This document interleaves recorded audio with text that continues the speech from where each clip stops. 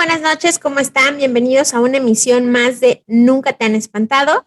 Yo soy Aida Chacón y aquí está mi compañero Marco Molina. Hoy no vamos a hablar de lo que generalmente hablamos, que son espantos, leyendas, cuentos así de miedo.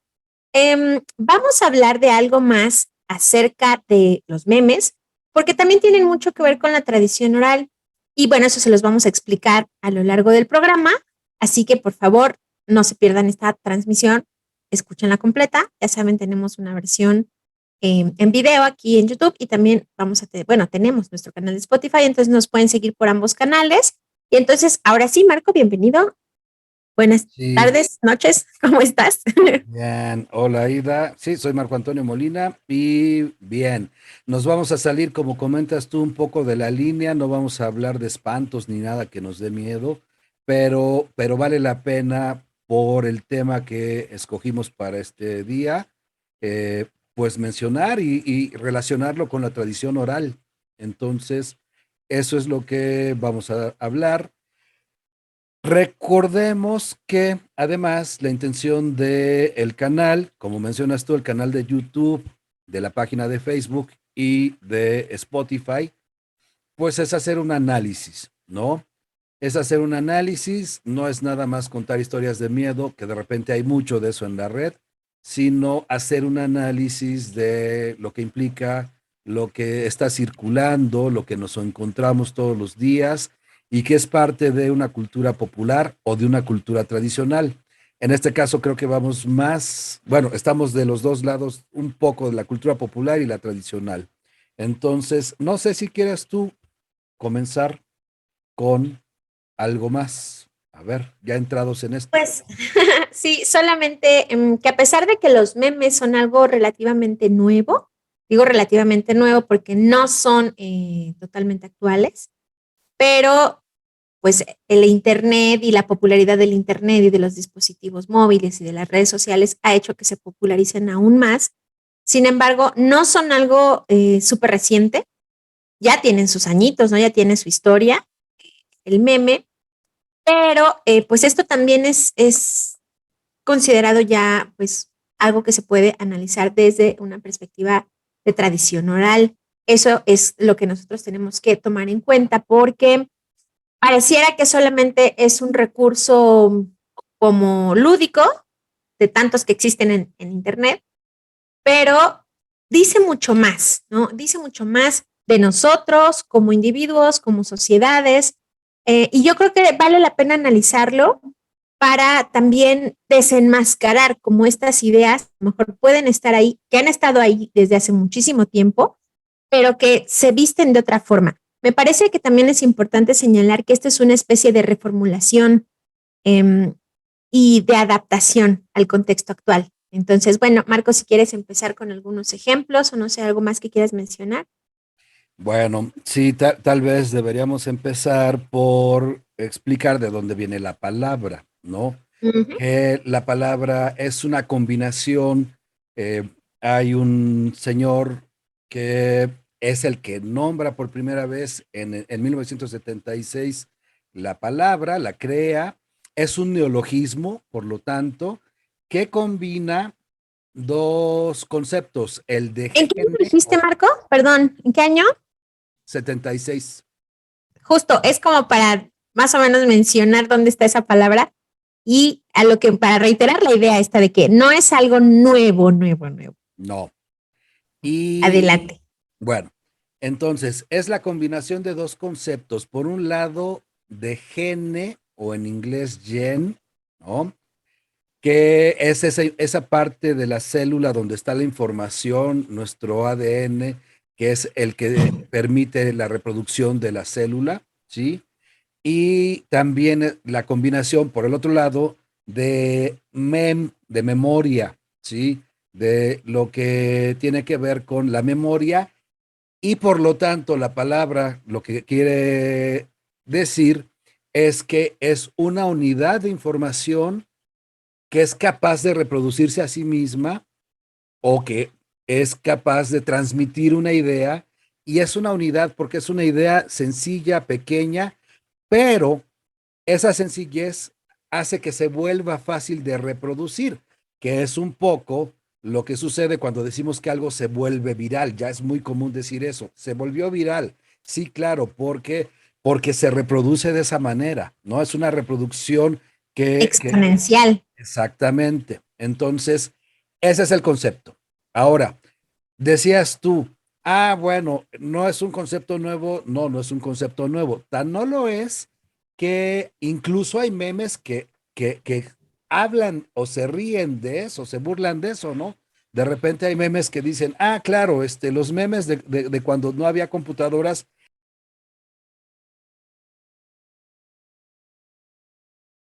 pero ya había memes de gatitos, ¿no? Y entonces son pinturas virreinales, por ejemplo, donde hay pequeñas escenas con perros o gatos haciendo cosas graciosas, ¿no?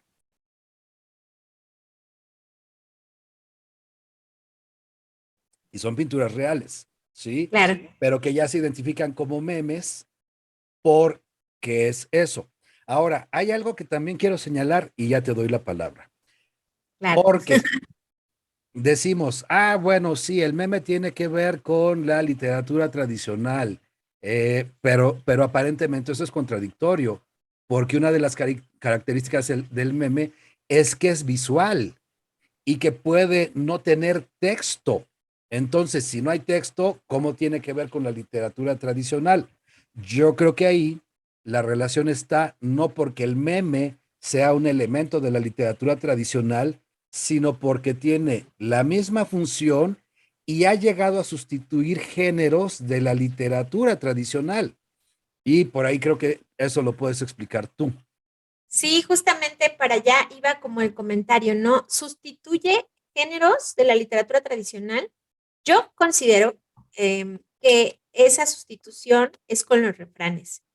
Em, Porque, no sé, por ejemplo, el uso de los refranes, sí, sobre todo estoy hablando en la cultura mexicana, em, pues era muy popular, ¿no? Y estaba muy extendido. No era una cuestión de que solamente cierto grupo de personas o ciertas personas o ciertos grupos sociales, no vamos a pensar como en estratificación social, los usaban, sino que eran parte cotidiana del discurso de cualquiera, pero ya no es así. Incluso en los libros de texto de la SEP de los ochentas, y voy a dar una pista de cuando estudié la primaria, pero, pero en los libros de texto de la SEP de los años 80 y todavía de los primeros años de los noventas, los libros tenían refranes, tenían dichos, tenían elementos de esta tradición oral.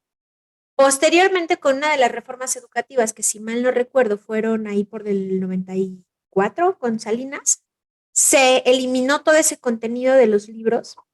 Y no quiere decir que en ese momento se sustituyó con memes, pero creo yo que esa sustitución fue mucho más fácil porque dejó de reiterarse esa tradición genérica. Y, o sea, dejó de enseñarse en las escuelas y demás. Después, pues las nuevas generaciones difícilmente entienden un refrán o difícilmente los usan porque pueden entenderlos pensando en que conviven con otras generaciones, sus padres, sus abuelos, que sí los conocían, que sí los usan o los usaban, pero ellos no los aplican en su discurso. Entonces, ¿qué es lo que sustituye a estos elementos de la cultura popular? Yo creo que los memes. Y yo creo que además es en varios niveles de significación. No sé si quieras comentar algo al respecto. Hace rato discutíamos que no solamente los memes, los refranes han sido sustituidos, sino también los chistes, ¿no? Que yo creo que también hay un elemento bastante explotable en cuanto al análisis de los chistes y la función de los memes como chistes, pero pues no sé, ¿quieres comentar algo? Y ahorita le seguimos con esta idea. A ver, bueno, para esto de los chistes, sí, yo creo que se puede comentar que es más clara la relación o es más claro ver cómo el meme ha sustituido el chiste que el refrán, porque la función no es exactamente la misma, ¿no? El No, refrán claro. lo que busca es dar como una enseñanza, como una sentencia sobre cómo es la vida o cómo son los seres humanos o cómo es la naturaleza o algo, ¿no? O sea, el refrán nos quiere decir esto es así. No es tan claro entonces eso, ver cómo el meme puede sustituirlo. Pero en el caso del chiste sí, porque, y aquí tiene que ver también con una cuestión generacional, y tiene mucho que ver lo que estás diciendo tú, ¿no? O sea, no nada más con en qué años estudiaron la primaria o estudiamos la primaria, por ejemplo, con qué libros de texto, sino también qué se acostumbraba a hacer. Porque, por ejemplo, para mi generación era muy común, y yo lo recuerdo desde la primaria, desde que éramos niños, contábamos chistes, o sea, contábamos chistes muy infantiles, muy inocentes, algunos muy bobos, ¿no? Pero desde la primaria ya contábamos chistes, ¿sí? Y todavía ya de adulto me tocó convivir en reuniones donde yo era una de esas personas, si nos juntábamos dos o tres personas que contábamos chistes, nos podíamos pasar horas contando chistes. Y tenía amigos con los que hacía eso y nunca repetíamos chistes. O sea, coincidíamos en varias reuniones a lo largo del año, durante años, y nunca repetíamos chistes, ¿no? Eso ¿Qué ya se estando perdió. peros ni qué nada, no? ¿Cómo? ¿Qué estando peros ni qué nada? Pues, bueno, esa es una buena, es un buen tema que ya se puede también hablar y se podría desarrollar, pero ahorita no. Pero Bueno, eh, en ese caso la diferencia es que no buscas un tema y lo desarrollas y alargas, alargas, alargas, alargas. No era ese el sentido. Pero sí es cierto que a partir del chiste que contaba alguien, te recordaba a ti otro, que contabas tú y que iba recordándole a los demás otro, y así es como uno podía estar horas contando chistes o volvernos a ver reuniones después y no repetir los chistes, porque además también uno lo decía, no, ese ya lo contaste, o sea, a ver, no te sabes más, y ya no se podía contar, había una sanción social, o sea, se burlaban de ti si repetías tus chistes, ¿no? Por ejemplo. claro. Bueno, ¿cuál es el problema? Yo creo que aquí, con lo que estamos diciendo, para las nuevas generaciones, el problema es que han perdido la capacidad de narrar, ¿sí? Y tú y yo como profesores, por ejemplo, lo notamos. O sea, tú le dices a un estudiante, escribe algo, cuéntame algo, tus vacaciones, tu fin de semana, y no pueden narrar, y escriben dos líneas y ya no saben qué más escribir, porque ya perdieron esa capacidad para contar una historia, hacer una narración, darle continuidad. O sea, eso lo han perdido, ¿sí? Claro. Entonces, es una de las cosas que podemos notar. Fíjate que aquí te voy a hacer Nada más una. antes de que se me vaya la idea, Ok, déjame, ok. es sintomático de todo esto que estoy diciendo, y también hay memes de eso, que estas generaciones incluso, o sea, hablar por teléfono les da ansiedad. Si tú recuerdas, por ejemplo, en mi caso, pues uno hablaba por teléfono a teléfono fijo, y cuando tú estabas ahí conociendo a alguien, te podías pasar horas pegado en el teléfono hablando con esa persona, y ahí más bien llegaban los papás y decían, oye, ya cuelga, ¿cuántas horas llevas ahí? No sé qué. Pero uno hablaba y hablaba y hablaba con la otra persona, y si te dejaban, te pasabas horas. Y para las generaciones actuales, entablar una conversación por teléfono, o sea, les da tanta ansiedad que ni siquiera hacen llamadas, ¿no? Y también lo ves cuando se encuentran personalmente, les cuesta mucho trabajo entablar conversaciones, y es hasta después que lo logran. Su forma de convivencia es diferente también, ¿no? Claro. Porque pueden convivir compartiéndose memes, mandándose mensajes por el teléfono, aunque estén frente a frente, ¿no? Pero es una convivencia distinta, y yo creo que tiene que ver con todo esto. Ahora sí, te interrumpí, dime. No, no, es que justo yo te iba a decir que también hay como síntomas en otros ambientes, o sea, no solamente es en la convivencia cotidiana, sino, por ejemplo, si lo trasladamos a lo académico, cada vez es más frecuente que a los chavos les falte justamente palabras, vocabulario, ideas para poder desarrollar un texto, no sé, pensando cuando les damos argumentación o en alguna clase de textos académicos, de redacción, etcétera, les cuesta muchísimo también entablar esa narrativa académica, pero tiene que ver con todo esto, ¿no? Porque al final, si no se practica la narración ni en un espacio ni en otro, por supuesto que entorpece también los procesos académicos que además son más sesudos, por decirlo de una forma coloquial, ¿no? Y que requieren más atención, más detalle, más precisión en el lenguaje. Entonces, creo yo que también tiene esas afectaciones académicas. Y por eso se batalla tanto para terminar una tesis, ¿no?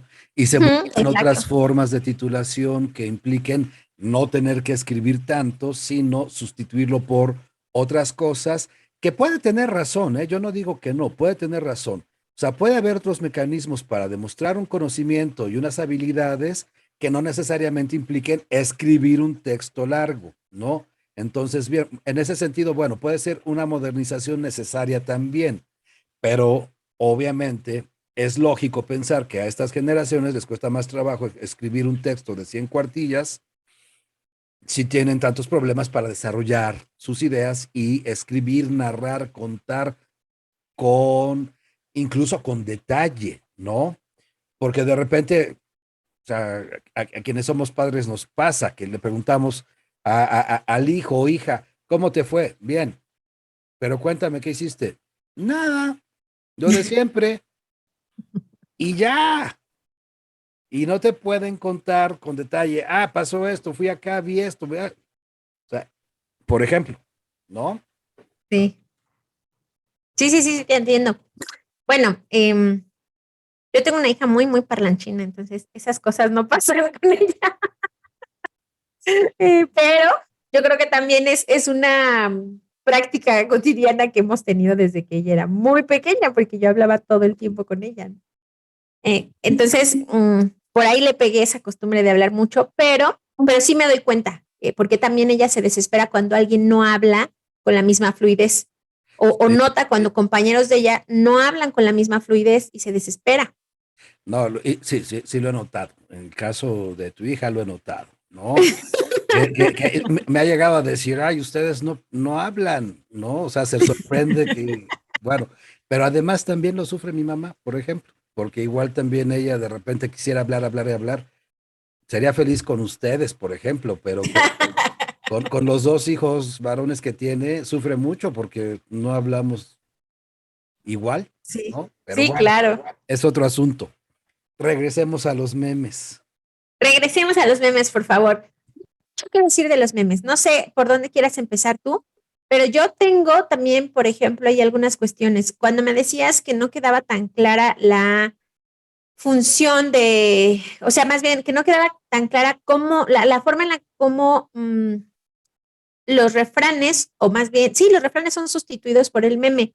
Para empezar, yo creo que hay que hacer como una tipificación del meme. Hay muchos tipos de memes, ¿no? Digamos que la definición que tú permites al principio del programa em, nos deja ver que podemos englobar, o sea, es muy general y podemos englobar muchos tipos de memes, pero sí hay memes, y yo los he notado, que luego se vuelven la frase que nos da una enseñanza o que completa una idea, que también eso es bien interesante, pero que la contextualiza en los referentes culturales de los chavos y chavas actuales, ¿no? Y ni siquiera tan chavos, porque estamos hablando de una generación, de mi generación, que ya, también se comunica mucho con memes, ¿no?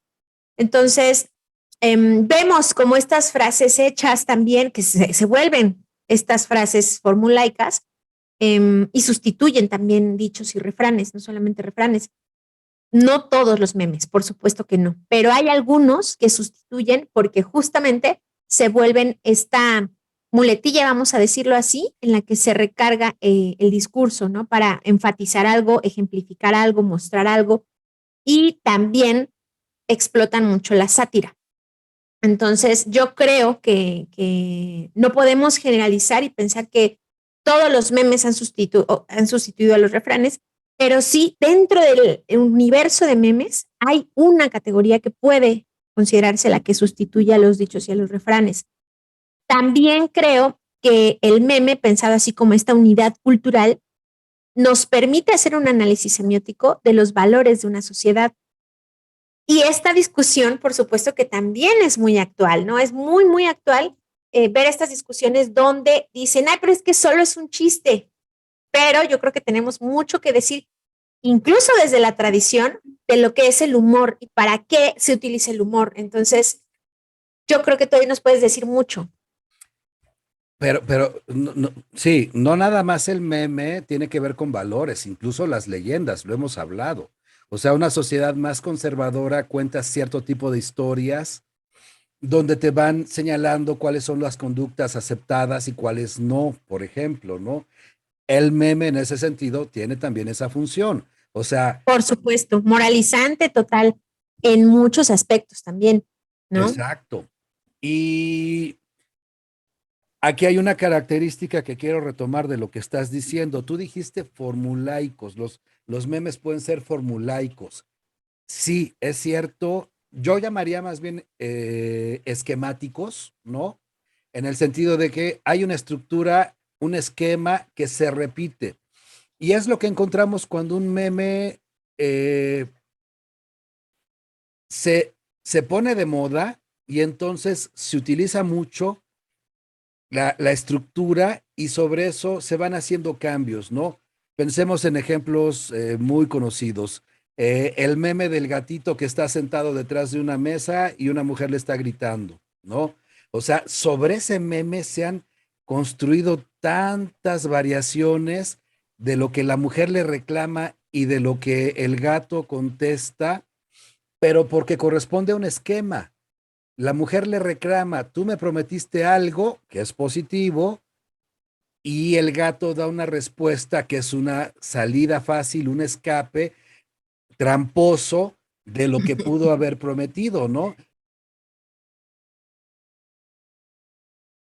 Y sobre ese Ujú. esquema básico, entonces, el meme se repite, se repite, se repite con las variaciones, cambia de temas, cambia de respuestas, etcétera, pero el esquema es el mismo, ¿no? Entonces, en ese sentido, es un esquema. O también el meme donde está, que ya incluso hay otros personajes. Originalmente, digamos, originalmente, si puede haber algo como eso, era un personaje con una chamarra roja que hacía un gesto de aprobación, ¿no? Y luego había otra donde hacía un gesto de rechazo, ¿no? Sobre ese esquema básico de dos imágenes, igual se puso una cantidad de mensajes sobre una infinidad de temas, ¿no? Que era, esto sí me gusta, pero esto no me gusta, ¿no? Digamos, ese es el esquema básico del meme. Y claro que lo que el meme quiere señalar en este caso es que puede ser una actitud contradictoria, ¿no? O sea, lo que aceptas por un lado y lo que rechazas por otro lado puede ser un doble discurso. Eso es lo que está diciendo el meme. Y entonces es señalar doble discurso respecto a una cantidad de temas académicos, escolares, de la vida cotidiana. Laborales, yo los he visto así como, como Claro, crítica a derechos laborales. de relaciones personales, de género, etcétera. O sea, Claro. pero son esquemas, ¿no? A ver, Bueno, dime, ajá. porque por ahí voy a seguir, pero tú dime. Es que justo cuando yo te decía que se vuelven frases formulaicas, me refiero, como decía hace un rato, cierto tipo de memes y se insertan en el discurso, se salen del meme y se insertan en el discurso y entonces los usas como este elemento retórico que ejemplifica, que da una enseñanza o una sentencia, por ejemplo. Entonces, cuando retomamos frases del meme o ideas del meme y la utilizamos en el discurso y el otro nos entiende, ahí es donde te digo que se cumple esta función del reemplazo, porque no se queda solo en el meme y se vuelve parte del discurso. Una frase que todo el mundo ubica, el no lo sé, Rick, que se vuelve una frase que nos permite que el otro entienda una historia, una referencia y que nos ahorramos una oración dubitativa que a lo mejor sería como muy chiste local, pero ese no es un chiste local. No, Entonces ahí es donde yo te digo que sí puede reemplazar refranes y dichos, porque se sale de la imagen, se sale del meme y se vuelve parte del discurso. Bien, ahí hay dos cosas que señalaría yo. Lo que tú dices en ese sentido es que el meme tiene una función que justamente ahorita ya me quedó muy claro y ya lo puedo entonces decir, ¿no? Porque lo acabas de explicar muy bien. Esa función del meme es justo lo que dice Herón Pérez, que es un estudioso del Colegio de Michoacán sobre los refranes, que es lo que dice que es la función del refrán. De repente nos dicen, es que el refrán es un poco de sabiduría popular que se nos transmite, ¿no? Y Sí, lo que dice Herón Pérez es, no, en realidad el refrán es un apoyo argumentativo, ¿sí? Que sirve para decir lo que nosotros queremos decir, pero que no necesariamente es sabiduría popular. Y aquí va a haber gente que va a decir, no, pero ¿cómo que no? claro. Los refranes no son sabiduría popular. No, no son sabiduría popular porque pueden ser incluso contradictorios, ¿no? Por ejemplo, cuando decimos al que madruga, Dios lo ayuda, y después hay otro refrán que dice, no por mucho madrugar se amanece más temprano. A ver, entonces, ¿qué? ¿Madrugamos o no O madrugamos? madrugamos o... exacto. ¿Me va a ir mejor o no me va a ir mejor si madrugo? ¿No? Sí, exacto. Ahí es contradictorio. ¿Cuál es la sabiduría del refrán? A ver, si me da dos opciones contradictorias, quiere decir que no hay una sentencia que sea la sabiduría del pueblo, sino que más bien lo que hacemos tiene que ver con lo que dices tú y con lo que dice Herón Pérez, es que utilizamos los refranes o los memes para decir lo que queremos decir. Y en ese Exacto. sentido nos ayudan a economizar, porque en el ejemplo que tú das también es muy claro. Cuando en una conversación dices, no lo sé, Rick, o sea, el referente nos lleva inmediatamente al refrán, perdón, Al meme. al meme, ¿sí? Y entonces ya con ese contexto entendemos que lo que queremos decir, no sé, no estoy muy convencido, no me convences lo que está lo que estás No diciendo me te parece creo. O sea, claro, claro. Es como economía del lenguaje. exacto. Con esa frase estamos dando a entender todo eso. Y como compartimos en los memes, compartimos esos referentes, por eso es que lo podemos utilizar. Si nosotros le decimos esa frase a una persona que no tiene ese referente porque es de otra generación o porque es de otro país, habla otra lengua, no lo va a entender y no va a entender qué le queremos decir, pero para quienes sí tienen el referente, nos ahorramos un montón de palabras, ¿no? Es en ese... Claro. Por ejemplo, en este ejemplo que te pongo es muy sencillo, pero no son las únicas oraciones que yo he captado de memes y que incluso yo también utilizo, ¿no? Cuando estamos en una clase, por supuesto que en una clase en la universidad siempre utilizo esos recursos retóricos tan modernos, porque además, si los entienden y se ríen, pues podemos hacer la clase más amena, pero hay otros más, ¿no? Que no solamente es economía del lenguaje, sino también hay una representación metafórica, que también es una de las funciones del refrán, porque como lo mencionas, nos ayudan a argumentar o apoyar nuestros argumentos, pero a veces es mediante, esa argumentación es mediante ejemplos o analogías. Y esas analogías son metáforas que construimos, ¿no? Para ejemplificar, señalar, ¿no? Y en ese sentido, tiene que ver con lo que tú decías hace un rato, que ahorita ya podemos, yo creo que entrar al tema, que es lo que, ojo con esto, lo que Theo Van Dyke dice sobre los prejuicios, ¿no?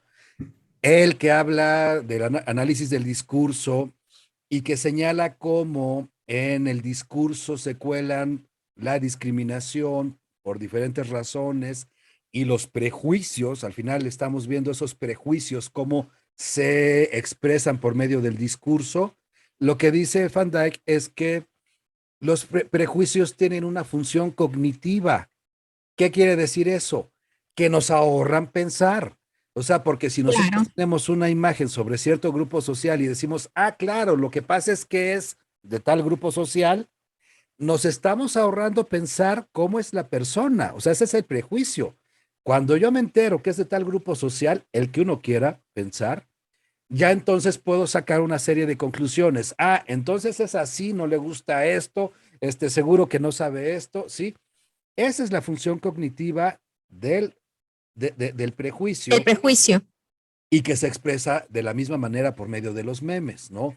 Y Que que era además, algo que comentábamos y que creo que tú querías decir sobre los memes, los prejuicios sí, de los memes. justamente, ahorita esto que tú mencionas sobre este autor, sobre tu Van Dyck,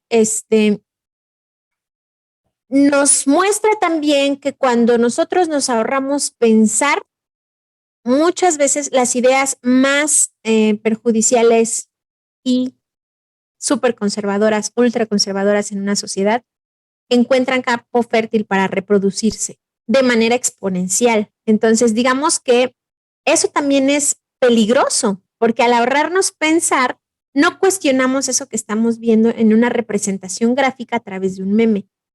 No lo ponemos en tela de juicio.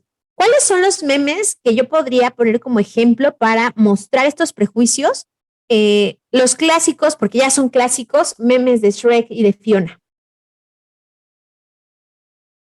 ¿no? Ajá. Donde tenemos prejuicios que se ven así claramente y en una sociedad tan golpeada como la nuestra por la violencia, podemos ver que hay prejuicios de clase, de raza y de género en esos memes. Y súper, súper mezclados, ¿no? Que difícilmente podríamos trazar una línea de dónde empieza el prejuicio de género y dónde termina el prejuicio de clase y así. Yo creo que es una amalgama bastante peligrosa, ¿no? Culturalmente hablando, porque cuando nos ahorramos pensar, reproducimos esos memes, ¿no? Que al final que se haga viral y que se reproduzca, hace que se transmita y se retransmita esa idea y no se cuestione, creo que también ayuda a que se sigan reproduciendo prácticas sociales que son perjudiciales, ¿no? Y que en la actualidad ya no tendrían cabida en nuestra sociedad y que al final también es una forma de combatir lo que sucede en la actualidad, ¿no? Eso que no nos gusta. Porque la violencia estructural, la violencia sistémica que existe, tiene también un anclaje cognitivo bien fuerte en nosotros, ¿no? ¿Y cómo está ese anclaje? En el no cuestionamiento y en la normalización de ciertas prácticas y ciertas conductas.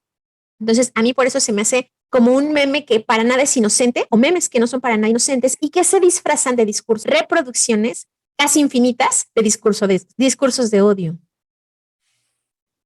Sí, y ah, lo mencionábamos un poco antes de empezar a grabar.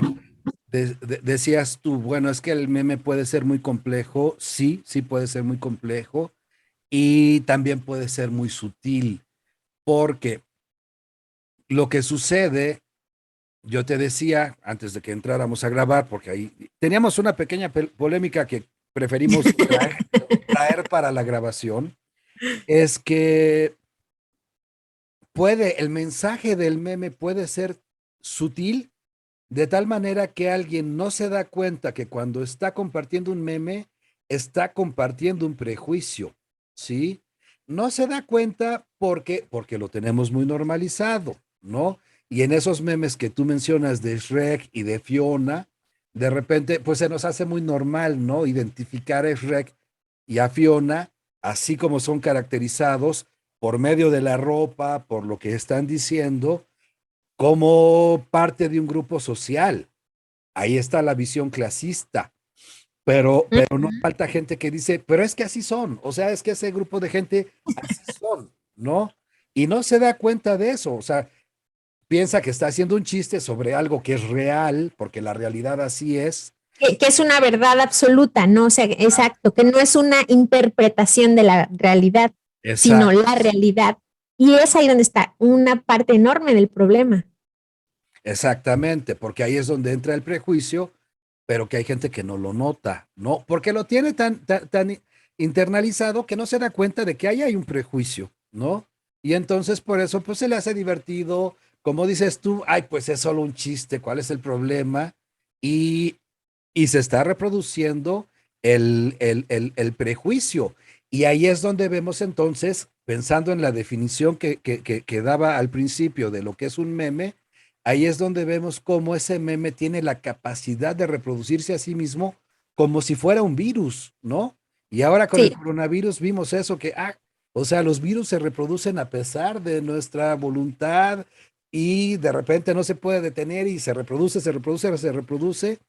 y pues ya cuando nos damos cuenta, eso está ahí por todos lados, ¿no? Pero fíjate, ahorita que dices de esta reproducción exponencial, yo creo que también el COVID y la pandemia y todo esto, con esta metáfora, bueno, con esta analogía que tú haces, yo creo que también está o cabe esta otra analogía con los memes acerca de estos virus y la replicación de los mismos se ligan profundamente a las prácticas sociales. ¿Qué prácticas sociales nos deja la reproducción del virus de la COVID-19? Lavarse las manos, usar cubrebocas, estornudar de otra forma, saludar con el puño. Esas son prácticas sociales que hacemos como para poder convivir con la reproducción de esos virus.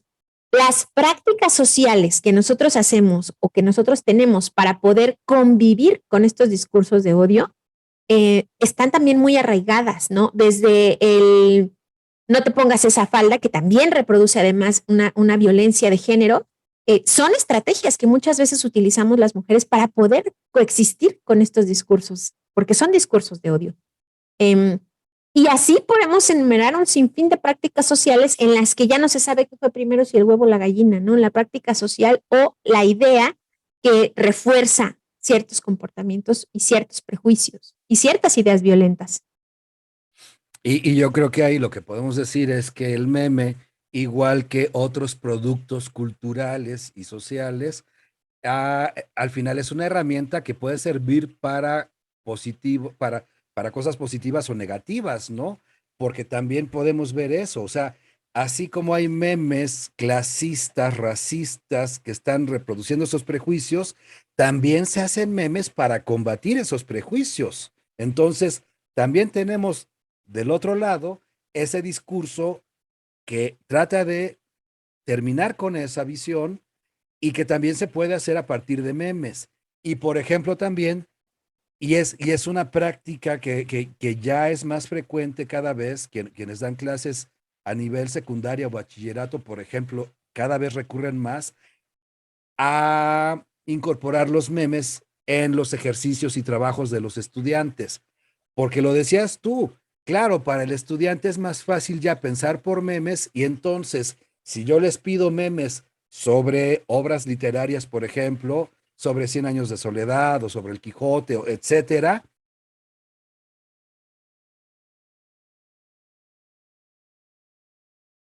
para el estudiante puede ser más fácil comprenderlo, integrarlo y entonces poder producir un meme sobre eso.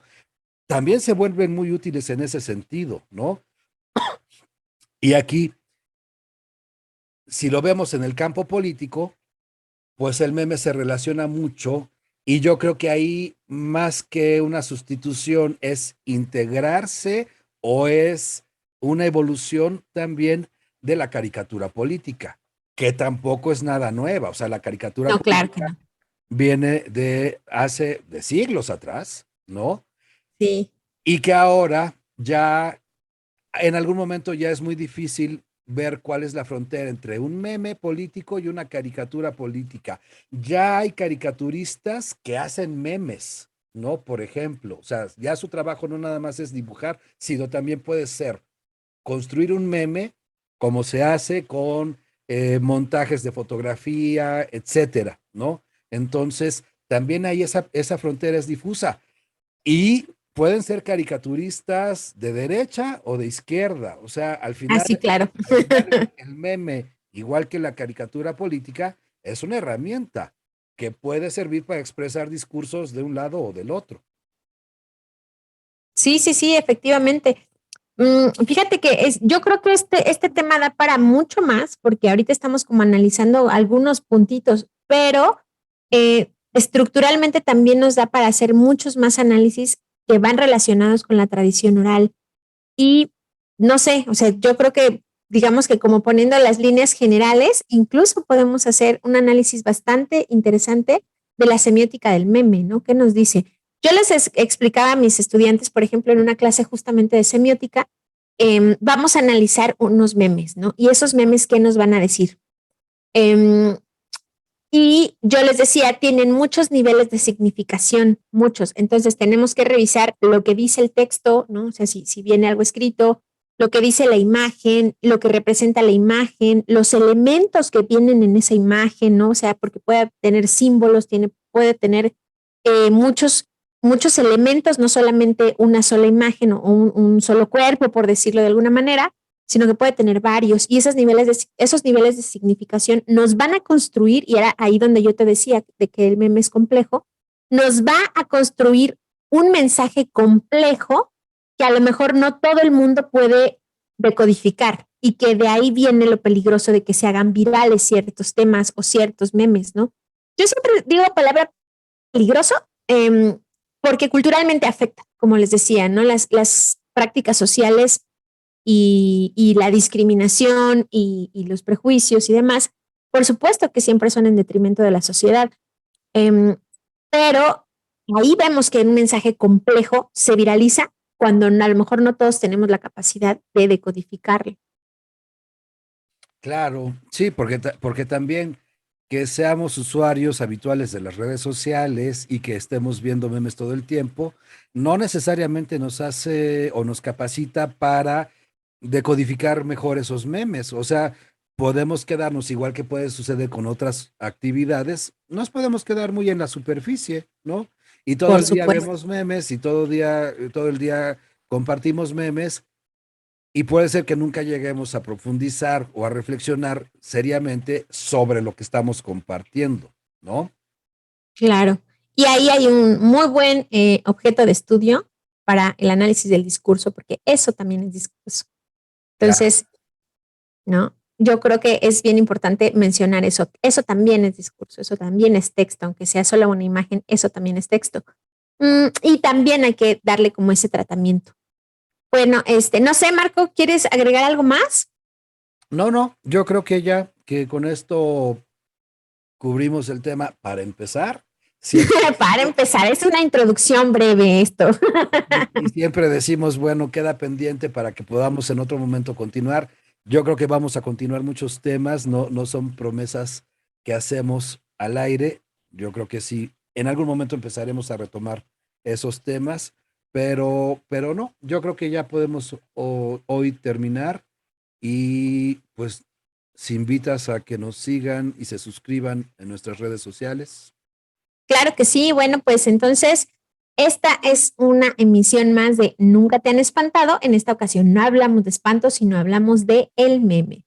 Y bueno, por supuesto, esta es una introducción breve de los significados del meme, formas, estructuras y significados del meme. Los invito a que se suscriban a nuestro canal de YouTube que se llama igual, Nunca te han espantado, que nos sigan también en Facebook.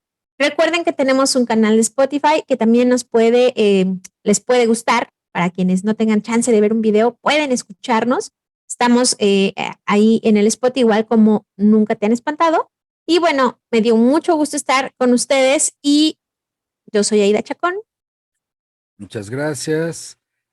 También hay que recordarles que nos Correo escriban electrónico. correo Claro, sí electrónico, es cierto, se me andaba olvidando. Y bueno, ya narrativasdiversas@gmail.com, que nos ajá, compartan sus memes favoritos. Yo creo que también eso sería divertido, también, por ¿no? supuesto. Y la invitación permanente a que si nos comparten sus historias, leyendas, cuando los hayan espantado, todas esas historias que queremos compartir también, bueno, las leeremos aquí en el programa, entonces compártanlas con nosotros y las vamos a leer. Y, Claro que sí, ya saben, también pueden enviar clips de audio si quieren en el claro, correo para que graben su historia. Si no la quieren escribir, grábenla y la envían y nosotros la contamos en el programa. muy bien. Y bueno, pues yo soy Marco Antonio Molina, creo que ya con Y eso podemos despedirnos. exactamente. Y nos vemos en otra emisión más de Nunca te han espantado. Nos vemos. Hasta pronto. Bye bye.